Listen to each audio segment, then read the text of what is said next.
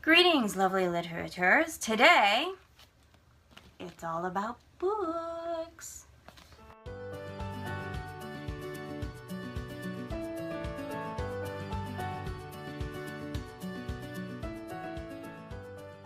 So, today is about books. Okay, so, I know, it's always about books, April.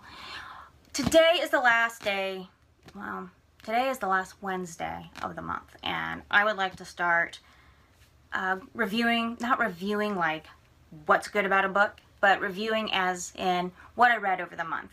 And so what I've read, what I'm going to be reading, and maybe some recommendations as to what you might want to read as well. In the meantime, I'm going to share with you the things that I'm reading and want to read. So with that in mind, let's get started. Alright, so first up on the list is Deconstructing Penguins, The Parents' Kids, and the Bond of Reading by Lawrence and Nancy Goldstone. This book, and I can't remember where it was recommended, it wasn't BookTube. This book was recommended on how to read a book, not to children, but for children, like reading as in understanding the concepts and themes of a book so that you could discuss that with your child. I really like it so far. I'm not quite done with it. I want to make sure that I've read it through before. It's a library book, see? Before I hand it back in. So they talk about things like setting and why that's important in a story. Talking about theme, what's the book really about, underlying the layers, and they talk about so the first story in here, they give an illustration, is about Mr. Popper's Penguins, which is a great story, but it isn't just about a guy who ends up with a bunch of penguins, right? There's underlying themes, and it's how we as parents and as teachers can help children understand those themes and give them the tools that they need to be able to deconstruct a story on their own. And I think that's probably one of the greatest gifts and skills that anyone can have. Because if you can deconstruct a story, if you can understand the themes, the setting, the people, and the motivations, all the stuff that underpins a story, you can understand things that are beyond books. Newspaper articles, the 6 o'clock news, Hallmark movies. I mean, pick something, right? So you're starting to be able to discern, and discernment is a tough skill to learn, but once you got it, you got it. Okay, so second book on my list that I'm reading is How to Write Science Fiction and Fantasy. Again, another library book. Ironically, my dad owns this one, so when I hand this one back in, if I'm not done, I'm just going to take Dad's version. This is actually written by the great Orson Scott Card, and it is wonderful. For anyone who listens to Writing Excuses podcast, raise your hand if you do. They actually reference something called the mice quotient, and it comes from this book. And Card actually discusses what that is. It's under the chapter 3, story construction, and he gives really wonderful examples and goes through what MICE stands for. It's milieu, idea, character. I can't think what the last one is about. Character and something else. Oh, event. That's what it is. The different kinds of stories, like what your story's about. So idea would be a question is asked. Usually that, like a murder mystery or a mystery in general. That's an idea story. Milieu is about the world, right? So the world is the big driver in the story. So lots of science fiction will be a milieu story, right? Character driven, it's all about the characters and their story arc as they go through the story. And then the event, it's all about something happening, right? So just for that, you should read this book. Even if you don't write. And I think this is important to understand that I will probably recommend quite a few writing books, but if you're a serious reader, you should probably know why writers write and how they write and why that's important. So, so you can pick up something like this, and it's applicable to all writing, not just specifically science fiction. And there's a couple more. I have lots and lots of writing books. But this would be good to start off with. It's pretty accessible. It gives some really great examples. If you read science fiction and fantasy, you probably recognize some of the examples he gives in here. So next on my list is actually, here it is.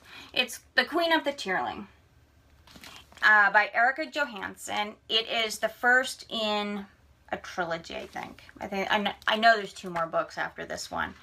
I have the second one on audiobook that I'm not really enjoying, and it's not the story, because I really liked this book. I think it's the narrator, so I might just go ahead and switch back to an actual book. This was a really good book, and I'm surprised. When I picked it up first from the library, when I just like took it off the shelf, and usually what I do is I take a book off the shelf, flip it to a random page, never to the end, never to the beginning, straight to the middle somewhere, and I'll read like a page or 2, just to see if I like the writing style. Unfortunately for this one, I actually opened it to where, and this is a spoiler alert, so skip ahead like 30 seconds, where her uncle, the regent, is in the process of losing basically his harem. And I say harem, but it's all his mistresses that he's been keeping in splendor for 19 years. And it's a conversation between him and his last mistress who's leaving. And I was just like, not so much. Didn't like it. It had a word that I was not happy about. I'm okay with swearing if it has a place in the storyline. And this word just kind of went, like, right in the face, right? And I was just like, maybe not. I'll just go set it aside. The writing wasn't bad. It was just that one word just whacked me in the face. And I don't like that, especially since there was no other swearing around it. And in reference to what she was doing. So it was just like, if that's what the book is about, I don't want to read it. But someone, and I want to say, and I have to look at my notes here because I can't remember anything. My memory is Swiss cheese. It's Lianne over at Literary Diversions. She's a booktuber. I'll link to her down below. So check her out. She has the best, and I do mean the best, Scottish accent. Why? Because she's Scottish. Go figure. But she had this as one of her TBRs, to be read books, a TBR list. And I was like, gosh, the way she described it, I was like, wow, that sounds like a really cool story. And then when I went back to the library and found it, I realized it was the same story that I had rejected earlier. I was like, okay, I'll give it another shot. And I did. And I'm glad I did, because it's well written. It's well paced. It has bigger story questions that will last, I'm pretty sure, through the end of the series. It's heartbreaking in places. I think I cried towards the end just once, because there's an end to innocence towards the end of the book. And it's not what you might think it is, but it's totally heartbreaking, especially as a parent.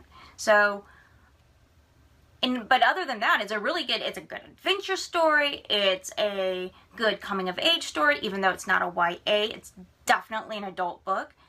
I wouldn't let my 13-year-old read it. My 17-year-old, I would hand it off to him, no problem. But, read at your own risk, hand it off to your kids at your own risk, right? Okay, so that is Queen of the Tearling. Great book, good suggestion by Lianne over at Literary Diversions. Okay, so the next book on my currently reading list is called The Bloody Chamber by Angela Carter. Now, I've never heard of Angela Carter, which I'm really sad about, because she is kind of the forerunner to authors like Neil Gaiman, who take fairy tales and retell them.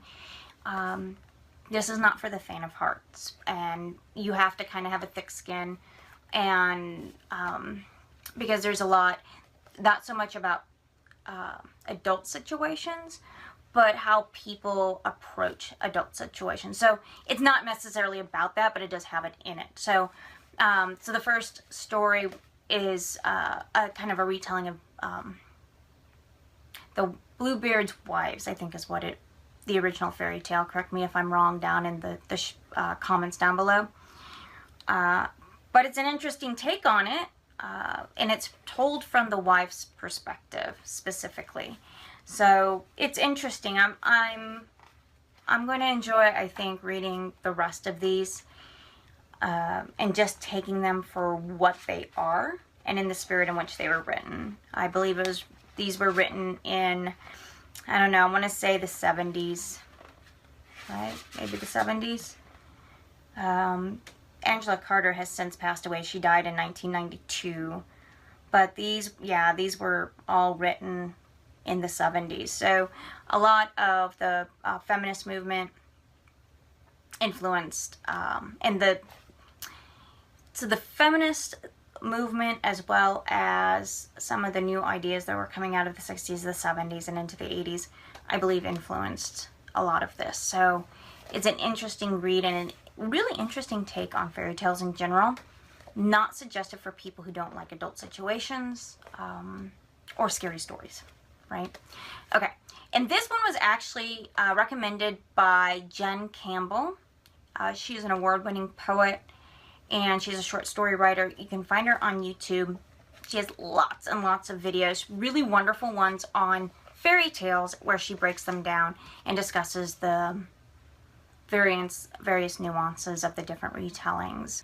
The other book that I'm reading is a nonfiction. Here. And as you can see, it belongs to the Knipes. So that would be Sodbuster Living, by the way. I'll link to her down below.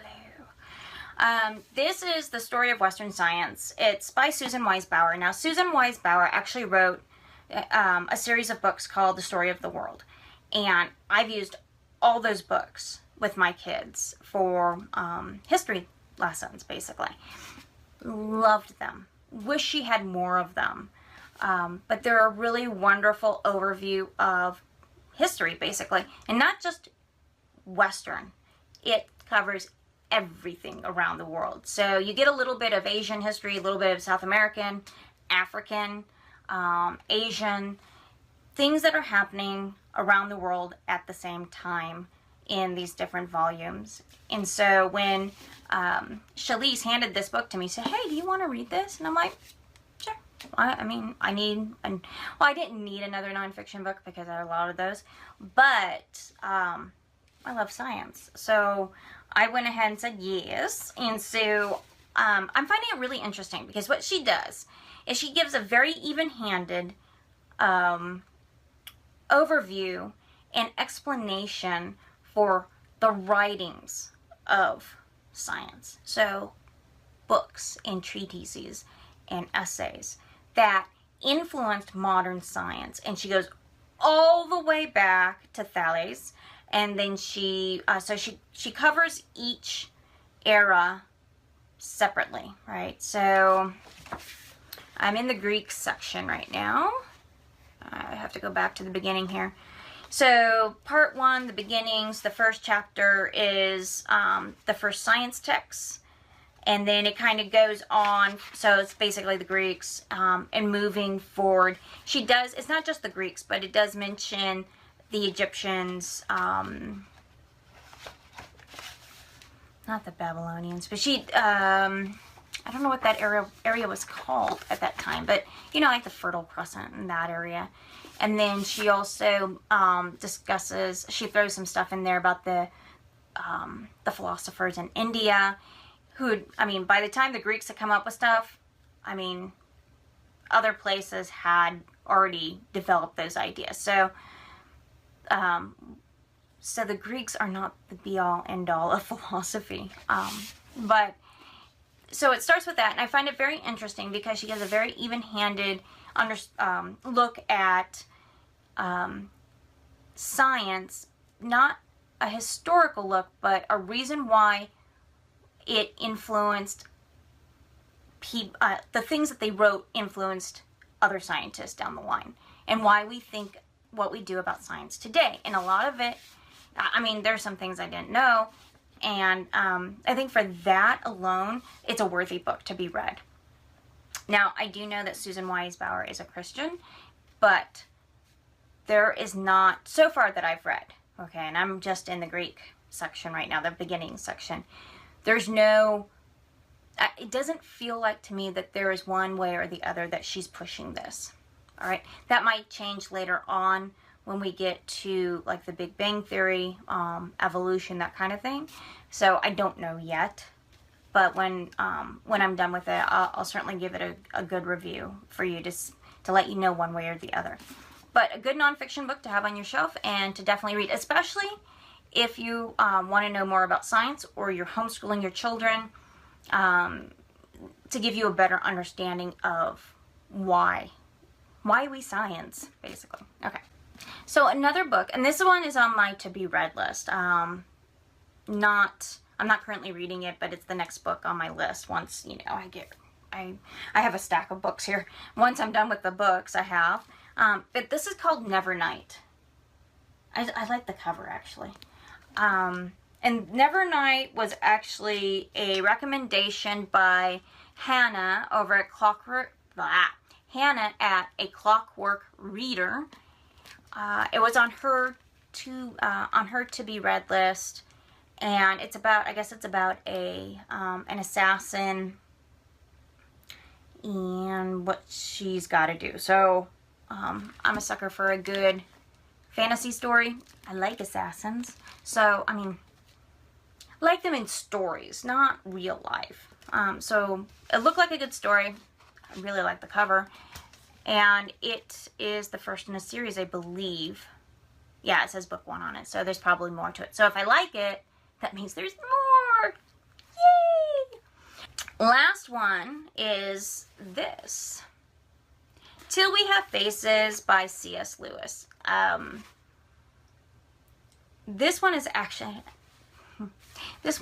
on my son's, my eldest son's. He's 17. This is on his reading list for this year.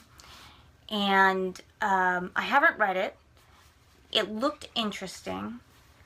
And so I decided, I mean, I have to get it from him anyway. So I decided to go ahead and read it. But this is a retelling of Cupid and Psyche.